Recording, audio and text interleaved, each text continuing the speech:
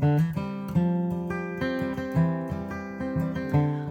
and welcome to One Life Matters, the podcast that reminds you that your life is worth living with purpose, joy, and authenticity.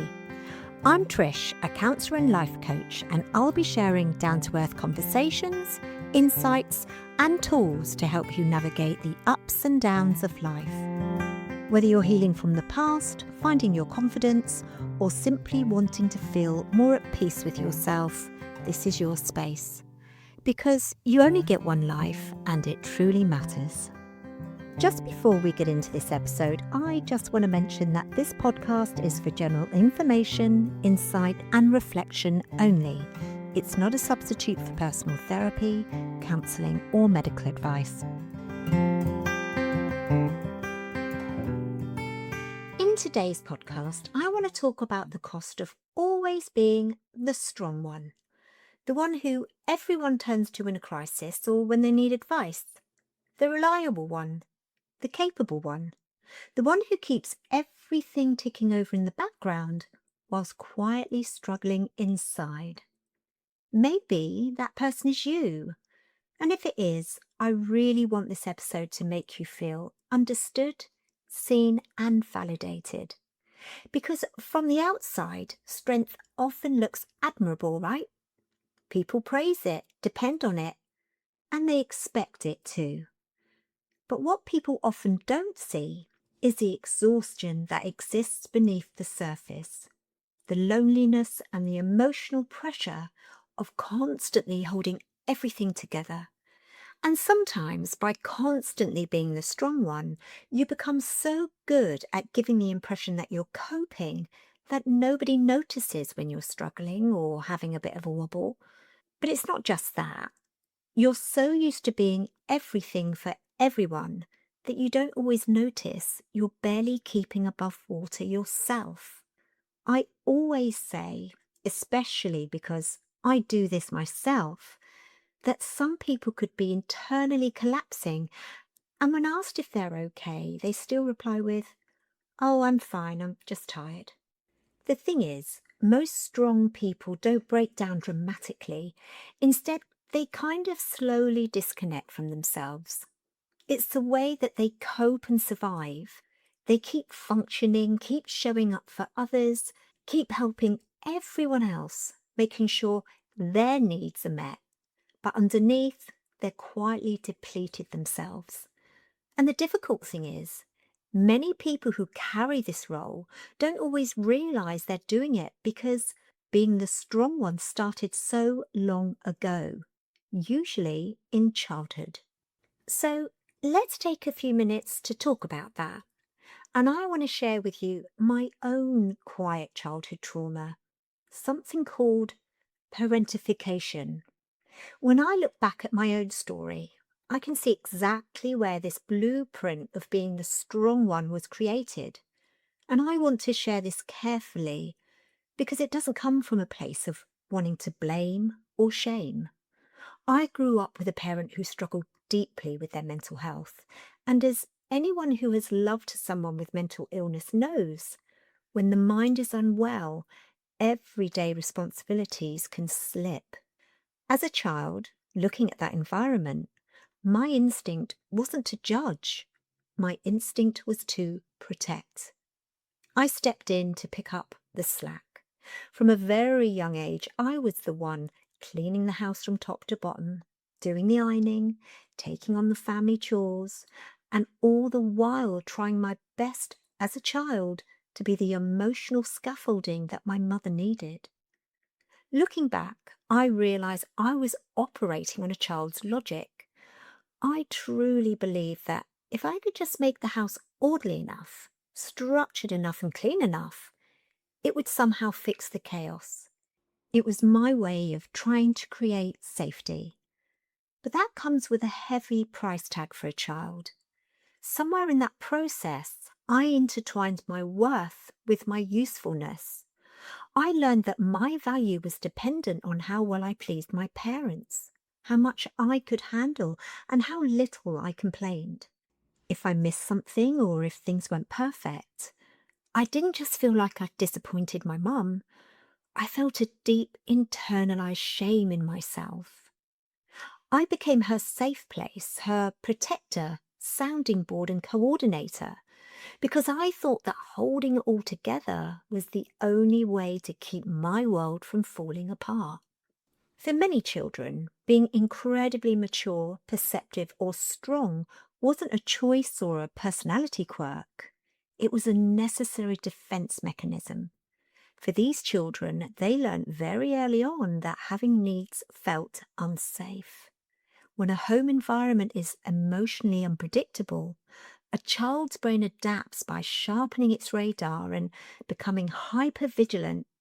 They are essentially living in a state of chronic, low-grade trauma. What feels like a gut feeling or intuition is actually the brain processing micro data at lightning speed. When safety is on the line, a child becomes extremely good at analyzing human behavior and picking up on cues that most adults would miss entirely. It could be a really subtle but familiar look, a slight tightening around a parent's eyes, a rigid jaw, or a fraction of a second where a smile drops before they speak. A child learns to decode these micro expressions instantly to gauge the parent's mood. And the way a parent responds, it's not just what's said, but how it's said. A clipped one-word answer, fine, or a heavy sigh carries a specific weight. The child even registers the volume of everyday actions, how hard the front door closes, the rhythm of footsteps down the hallway, or the aggressive clink of dishes in the kitchen. And what about that gut feeling?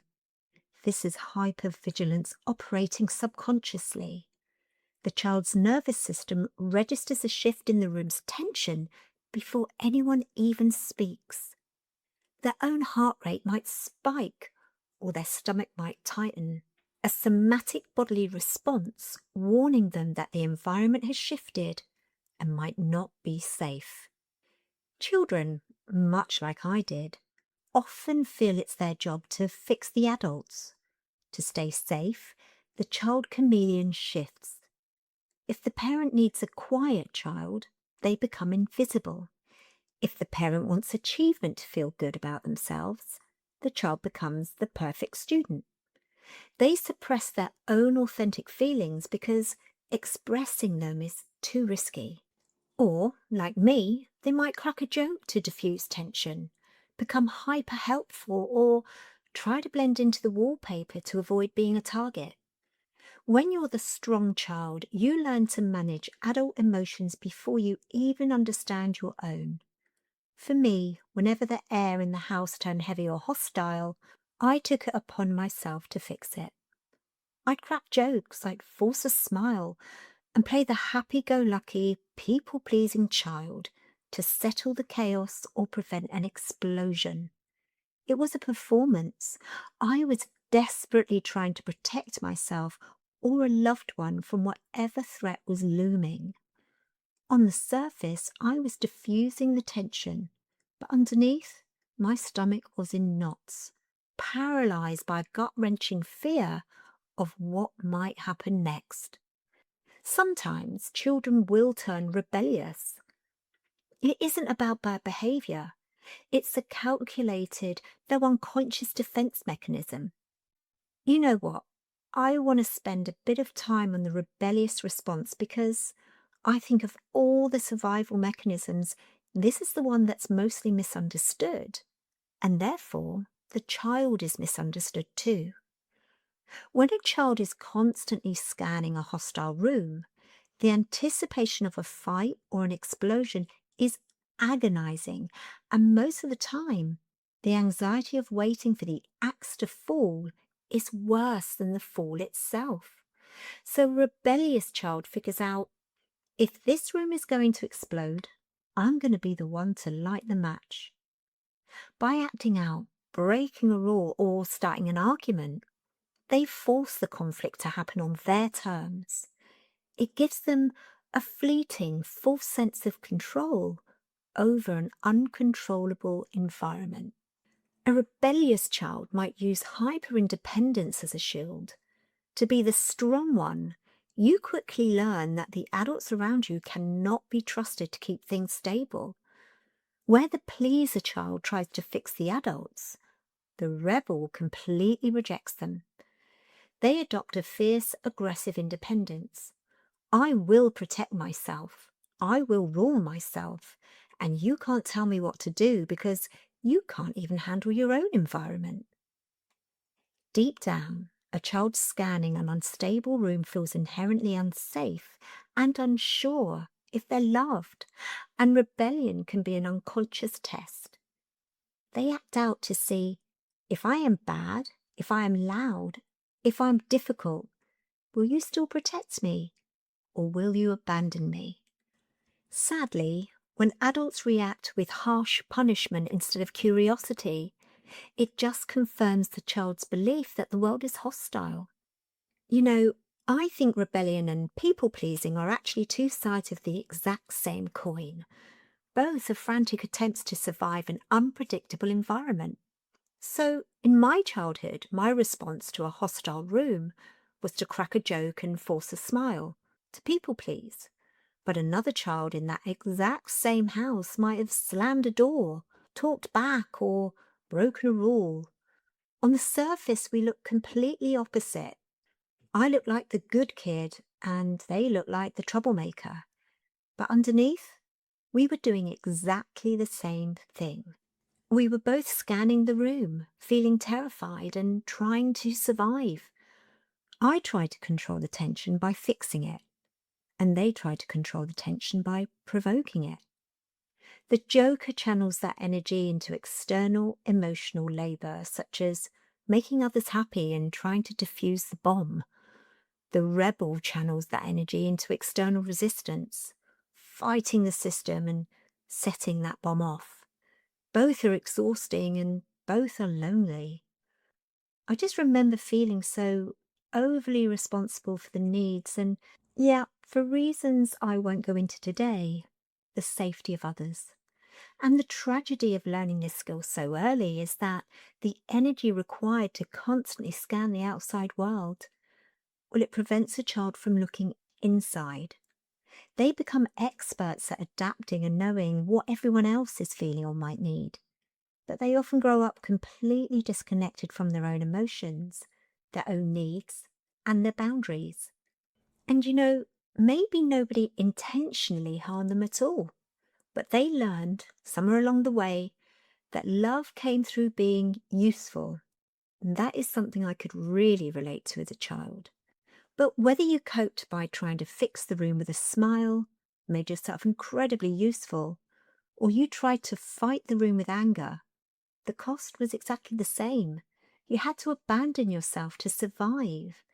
And the big problem is, those survival strategies that might have helped you as a child, they follow us into adulthood. And eventually, what once protected us begins to exhaust and work against us. And what does that look like?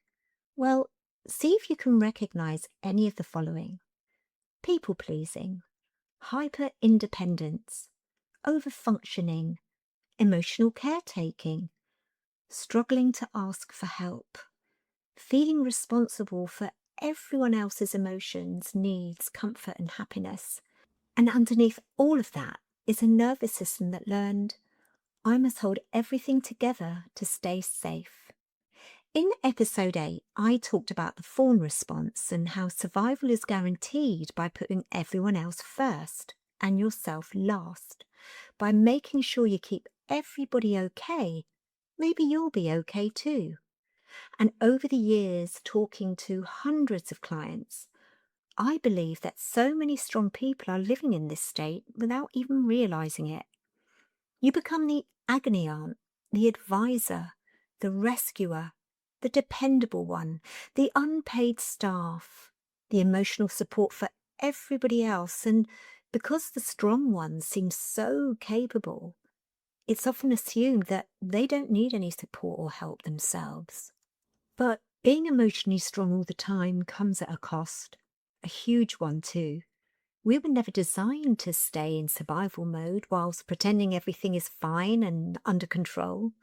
Eventually, the body will start keeping score and manifesting this stress through anxiety, exhaustion, burnout, sleep problems, overthinking, overworrying, tension, dissociation, and emotional numbness, sometimes even functioning depression.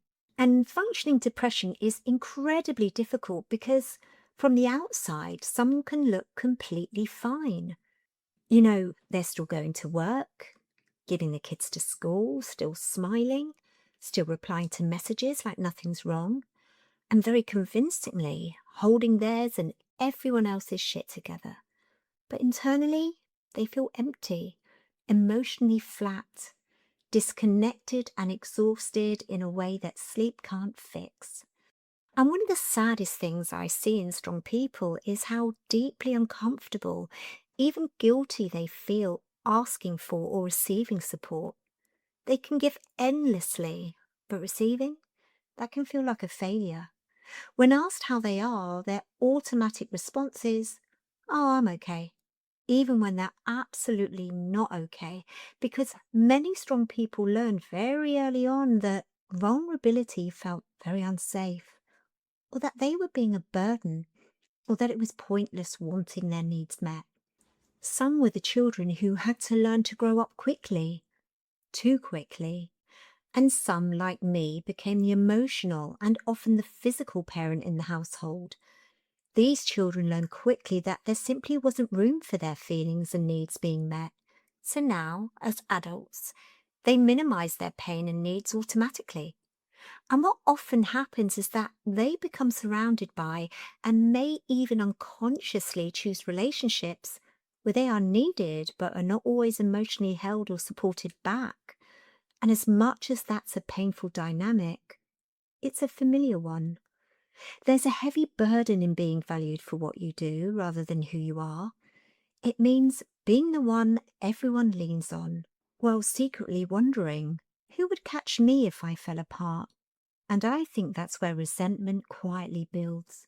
Because no matter how much you care about the people around you, constantly carrying the weight of being the strong one, taking responsibility for what isn't yours, avoiding conflict, and endlessly giving will eventually strip you bare. It becomes physically, emotionally, and mentally exhausting. And something interesting also happens. The idea of resting becomes uncomfortable, and for some people, they genuinely don't know how to stop because when your nervous system has learned that safety comes through being the strong one, the doer, the fixer, the provider, slowing down can actually feel threatening and unsafe.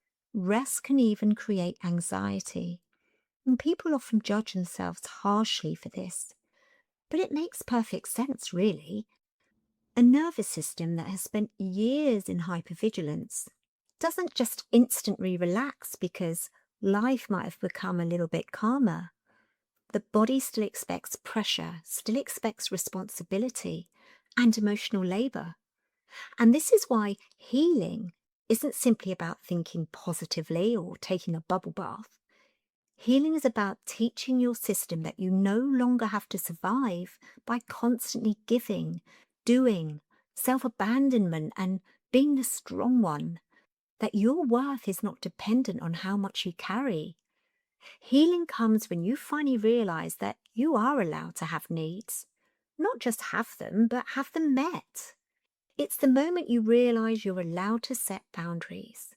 And for so many people, when that finally sinks in, it's life-changing. Because somewhere along the way, they were taught a lie that everything would fall apart if they didn't hold it all together. But there's another layer to this. In my work with clients, I've watched a second wave hit right after that realization. Because when you finally understand that you don't have to carry it all, you realize that maybe it was never yours to carry in the first place. And that can feel incredibly emotional. Sometimes grief comes up. Grief for the younger self who had to grow up and become strong too soon.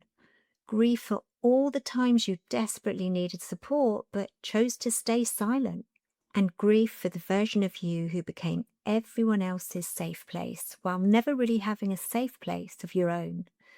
And if this resonates with you, I just want to say that your needs are really important. Your emotions really do matter. You don't have to earn rest or care. You don't have to be on the brink of a breakdown before you deserve support.